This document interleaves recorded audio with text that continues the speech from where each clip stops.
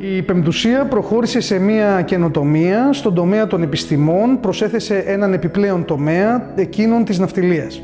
Η ναυτιλία είναι πολύ σημαντική για τη χώρα μας, αλλά και διεθνώς, η οποία μπορεί να αποτελέσει έναν πυλώνα ανάπτυξης και δημιουργίας. Η ανθρωπολογία της εργασίας είναι ένα πολύ σημαντικό εργαλείο διαχείρισης και διοίκησης του ανθρώπινου δυναμικού.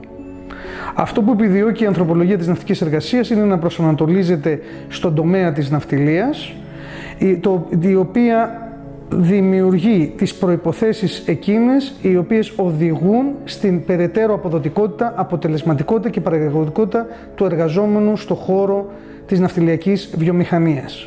Είναι ένα πολύτιμο εργαλείο στα χέρια και της ναυτιλιακής και της ναυτικής εκπαίδευσης, αλλά και των ίδιων των ναυτιλιακών εταιριών, αλλά και των στελεχών οι οποίοι διοικούν και διαχειρίζονται τις ναυτιλιακές εταιρείες, διότι μπορείς ομαδοσυνεργατικά και δημοκρατικά να δουλέψεις με ένα διαφορετικό ύφος και ήθος, το οποίο επιδιώκει τη μεγιστοποίηση του κέρδους και την ελαχιστοποίηση του κόστους μιας ναυτιλιακής εταιρείας, με πολλαπλασιαστικά ωφέλη και για τον ίδιο τον εργαζόμενο μέσα στην ναυτιλία, αλλά και για την ίδια την ναυτιλιακή εταιρεία.